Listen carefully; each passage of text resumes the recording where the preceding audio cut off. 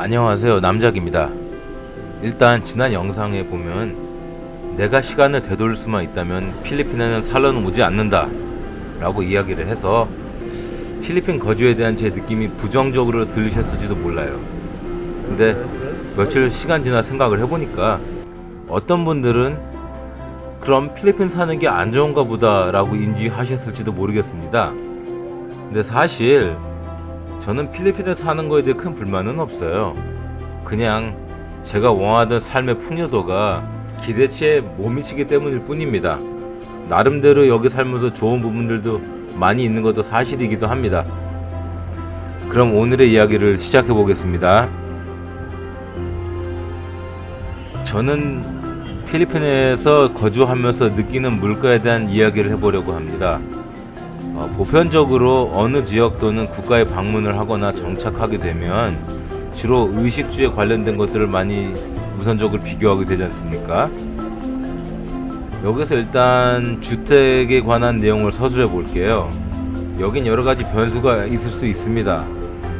그냥 주택에 관한 정리를 빨리 간략하게 하려고 하면 필리핀에서는 내가 어떤 주거지를 선택하냐에 따라 가격이 천차만별이 됩니다. 정말 현지인처럼 지낼 자신이 있으면 마닐라 내부 지역 기준으로 월 한 8,000페소 정도를 내면 길거리 집에 방 한 개 정도를 렌트할 수 있는 수준입니다. 집 당연히 그지 같습니다. 방 내부도 구질구질하고 더럽습니다. 이런 데서 저보고 살라고 하면 아마 저는 일주일 살면 병이 날 것 같은데요. 바퀴벌레도 당연히 있을 것이고 재수 없으면 쥐도 보실 수 있습니다. 보통 교통편도 보통 이런 곳은 좋지가 않아가지고 그만큼 교통비가 더 발생할 부분도 있습니다.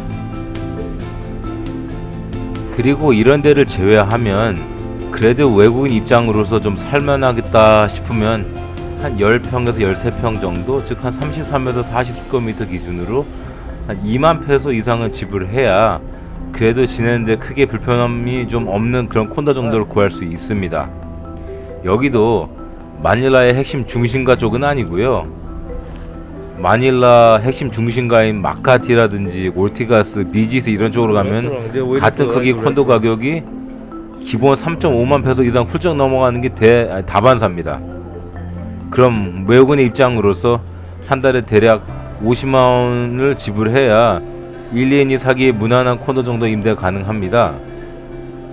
그리고 고급 주택가로 가면 월 10만 페소에서 15만 페소까지 다양합니다. 한화 230에서 350만 원 기준이요. 특히 지난 몇 년 동안 필리핀 정부에서 허가를 내준 본토 중국에서 온 불법 도박 운영 회사들이 대거 난입을 해가지고 중국서 데리고 온 본토 직원들까지 몇만 명이 계속 들어오면서 아도를 치는 바람에 마닐라의 콘도, 집 렌트 가격이 점점 올라가고 있습니다.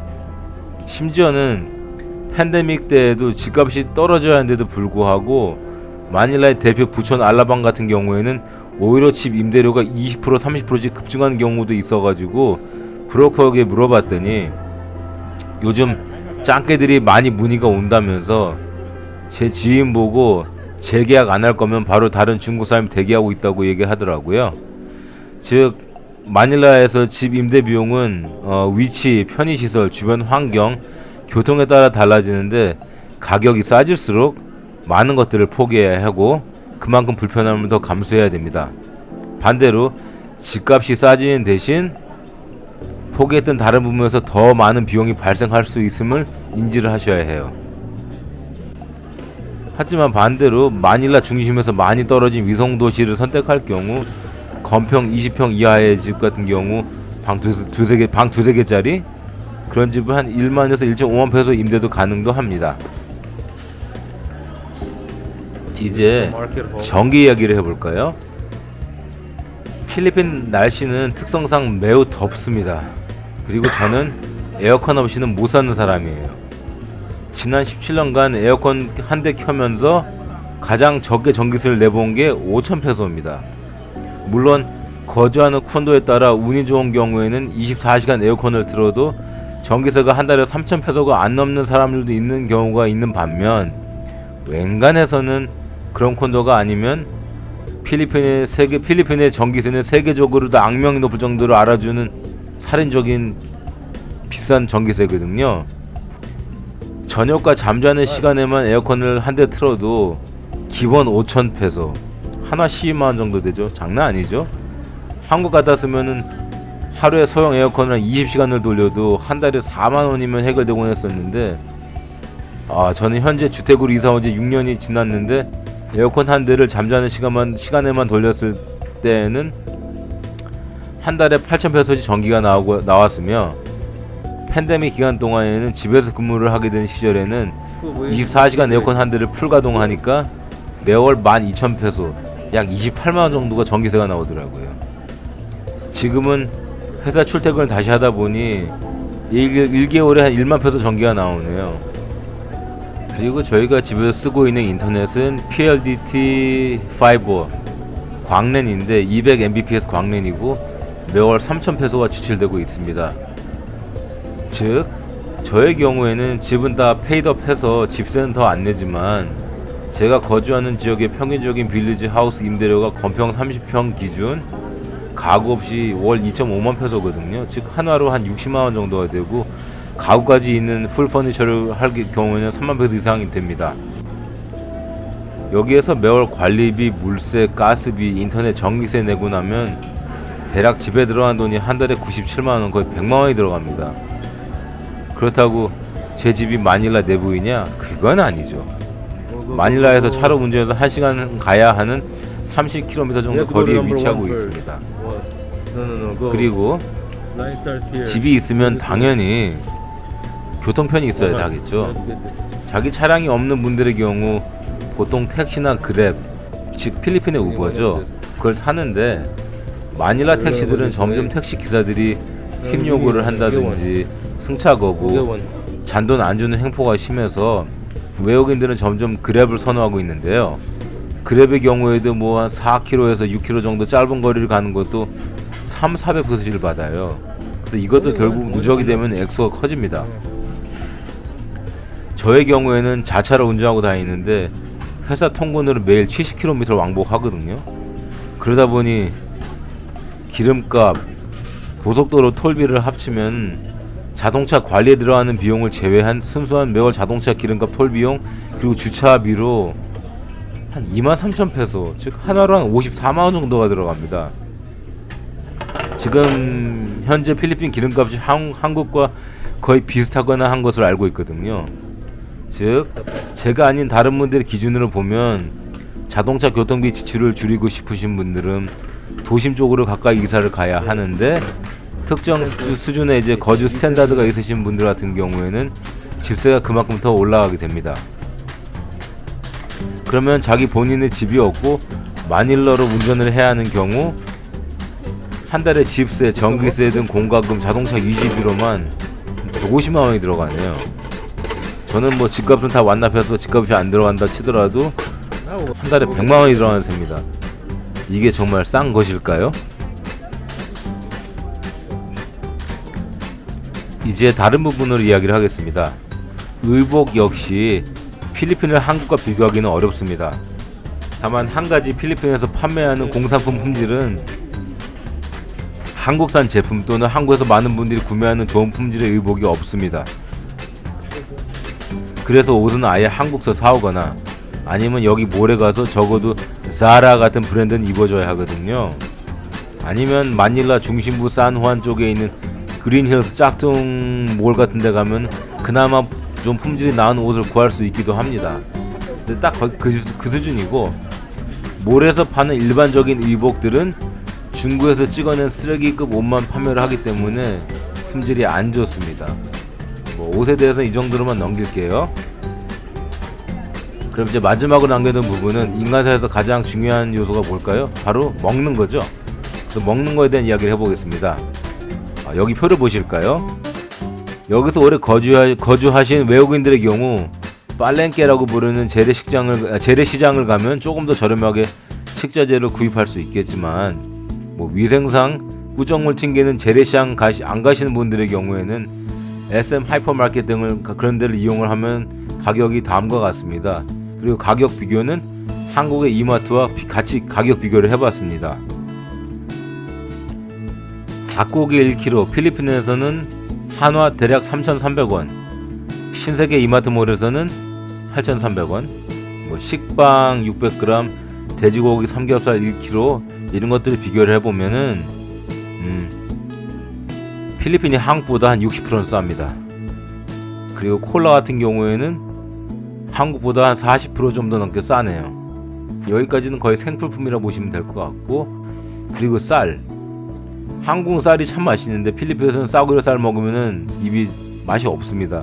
그래서 여기서 가장 괜찮은 쌀이 보통 자스포니카 정도가 되는데 그게 한국 가격 대비 비교하면 한국 가격이 68%네요. 그리고 스팸 66%, 참치 통조림 80%.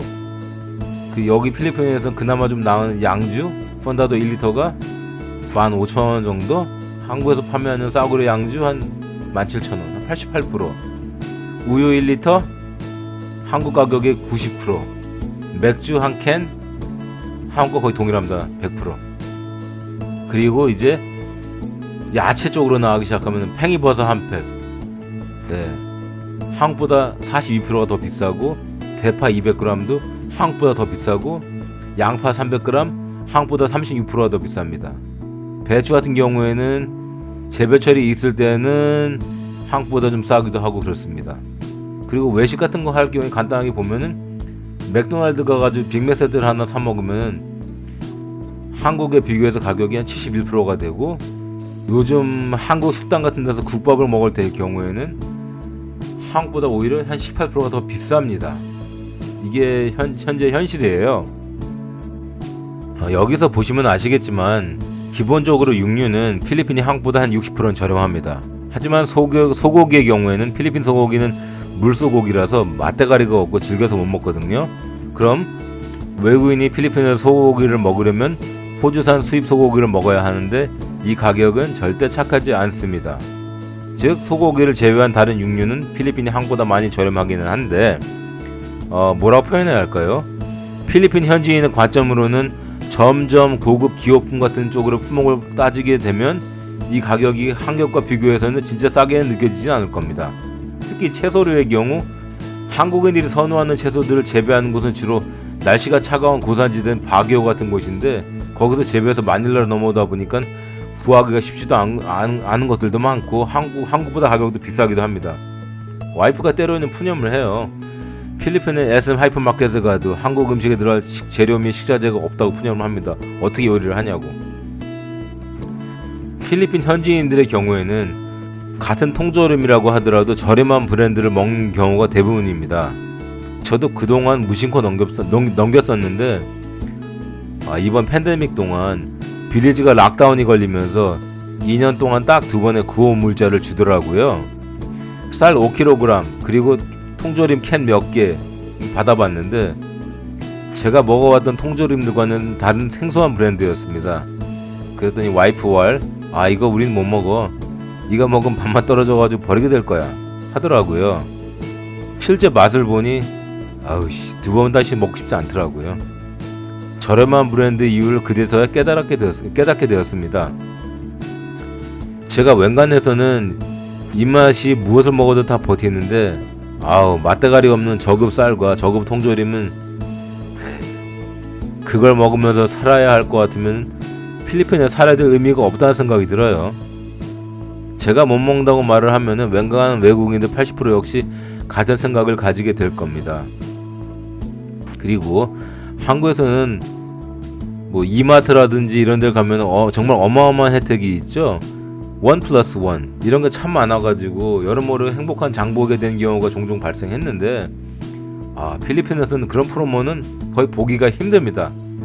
100ml 제품을 사나 500ml 제품을 사나 1리터 제품을 사나 가격에서 대량 구매 할인이 없어요. 그러다 보니 서민들은 그냥 하루살이 인생을 살아야 하는 수준입니다. 가족 식구가 몇이냐에 따라 좀 이야기는 달라지겠지만 5인 가족을 기준으로 하면 한 달에 300만원 벌어서 필리핀에서 살기가 쉽지는 않습니다. 필리핀의 물가가 한국 대비해서 좀 저렴할 수는 있긴 하겠지만 여기 빼놓은 팩터가 하나 있습니다. 바로 평균 소득 대비로 따져봐야 한다는 건데요. 마닐라 내 최저 시급을 계산을 하면 마닐라 근로자들이 한 달에 한 15,000페소 세금 하나도 안 낸다고 가정할 때 한 달에 한 35만 원의 급여를 받습니다. 근데 한국에서는 편의점 알바 시급이 9,000원이라고 하면 한 달에 한 160만 원 정도는 벌거든요. 그래서 소득세를 무시한 그로스 인컴을 따져보면은 한국이 필리핀 최저임금보다는 최소 4.5배 이상을 더 벌어요. 즉 필리핀의 식품 물가가 기본 품목은 한국보다 한 30-40% 저렴한 대신 고급 품목이나 고급 공산품은 한국보다 더 비싼 게 태반인데 급여는 한국의 5분의 1 수준? 그럼 이 나라 사람들 어떻게 먹고 살까요? 네, 굶주려 살거나 한 집에 가족 구성원이 여러 같이 살면서 서로 일해서 보태야만 겨우 생활이 가능합니다. 굶주려 사는 경우 영양 상태가 너무 좋지 않아가지고 애들이 밥 한 끼만 제때 못 먹어도 눈깔이 돌아가나 애들이 쓰러지는 경우가 종종 있습니다. 그만큼 몸에 축적된 에너지가 없는 경우가 다반사예요. 우리 외국인들이 이렇게 살 수는 없죠. 그러잖아요. 이게 현실입니다. 필리핀에서 저 같은 외국인 근로자들의 월급에서 떼간 소득세가 35%입니다. 35%요? 물론 여기에 편법을 동원해서 받는 급여를 대폭 낮게 기재를 해가지고 세금을 줄여내긴 하지만 그래도 세금을 꽤 떼어가고 나면 세후 월 200만원 벌어서 먹고 살 수 있을까요? 아마 싱글이고 이혼 같은 뻘짓 안 하면 가능하긴 할 것입니다. 그런데 가족이 있는 경우 이걸로 벌어서 먹고 살고 애들 교육을 할 수 있을까요? 외국인의 기준으로는 불가능합니다. 한국 돈 세후 200만 원이면 필리핀에서 내 8만 페소인데요. 예전에 한국 업체들이 한인들에게 주는 급여가 세후 8만 페소가 시작이었습니다. 이건 보통 소득세 보고도 안 하고 누락시키는 거고요. 그리고 콜센터 같은 데 들어가면 정식으로 소득세를 내야 해서 35%를 떼면 한 6만 페소, 즉 한 140만 원 정도 넷인컴으로 버는데 이걸 벌자고 필리핀에서 일자리 구해서 일한다? 이건 정말 비추천드립니다. 그래서 제가 필리핀은 여행만 오시라고 하는 거예요. 그렇게 오랜 기간 오지게 남짓해서 일해봐야 나중에 내게 남는 건 아무것도 없고 시간만 까먹은 자신의 모습을 보게 됩니다. 정말 구질구질한 건 17년 전에도 한국 업체에 취직하면 시작급여 8만, 17년이 지난 지금에도 시작급여 8만. 지난 17년 동안 물가는 아주 많이 올라버렸는데도 불구하고 여전히 급여는 시작 8만. 그럼 뭐예요 이게? 내 자신도 점점 영양 상태가 망가져야 한다는 얘기고 내 생활도 그만큼 더 어렵다는 얘기예요. 그렇다고 이 회사 사장들이 돈을 못 버는 것 같아요? 천만의 말씀입니다. 사장들은 돈 잘 벌죠. 그런데 밑에 일하는 직원들은 취급하는 거는 그냥 한마디로 하면 개돼지예요. 개돼지. 이런데도 옛날에 어떤 놈이 200만 원이면 필리핀에서 황제 생활을 한다고 떠벌렸는데 17년 전에도 시골에서 200으로 먹고 살면 딱 그냥 불편함 없는 정도로 살았지 무슨 황제를, 그게 말이 안 되잖아요. 웃기지 않습니까? 결과적으로 보면 한국에서 세전 연봉 한 4,500, 5,000 정도 벌어야 필리핀에서 그냥 딱 겨우겨우 먹고 사는 수준이 되는 것입니다. 그 이하로 벌 경우에는 부양가족이 여러 명 있는 경우에는 필리핀에 오셔도 재미 못 보고 생활도 윤택하지도 않고 오히려 한국식으로 여기서 살려고 하면은 한국에서 살던 비용 1.5배가 더 들어가고, 그렇다고 필리핀에 전세가 있느냐? 그건 절대 아니죠. 결국 여기 와서 오히려 더 스트레스 받고 살 수 있게 된답니다. 그래서 다시 한번 말씀드리지만 필리핀 이주 생각하신 분들은 다시 한번 심사숙고하시길 바랍니다. 매월 불로소득이 어느 정도 있지 않은 분들은 필리핀 이주는 절대 비추천입니다. 괜찮다고 오라고 하는 놈들 있으면 주위에 있으면 그냥 아구창을 한 대 날려주세요. 필리핀에서 가장 조심해야 하는 사람은 필리핀 현지인이 아니라 바로 주변 한국인들입니다. 신빙 한국인들을 상대로 사기치거나 빨대 꼽는 사람들 참 많아요. 지들이 줄이 있네 누굴 아네? 알긴 뭘 알아. 사기를 치려면 제대로 치던지. 언젠가 제가 기회가 되면 저희 아버지 지인분이 17년, 18년 전에 정말 제대로 필리핀에서 골프 컨트리 클럽 민수건으로 기가 막히게 사기를 당해가지고 수십억 재산 날리고 폐인 되신 분의 이야기를 해드릴게요. 10년이 지나 그분은 한국에서 우연히 한번 배웠었는데 10년이 지났어도 너무 초췌하신 그분의 모습과 눈망울 아직도 잊을 수가 없는 아픔입니다. 오늘의 이야기는 여기까지 하고 다음에는 다른 토픽으로 찾아뵙겠습니다. 오늘 보니까 영상이 너무 길었는데 다음에는 최대한 줄이려고 합니다. 평안한 하루 되시기 바랍니다.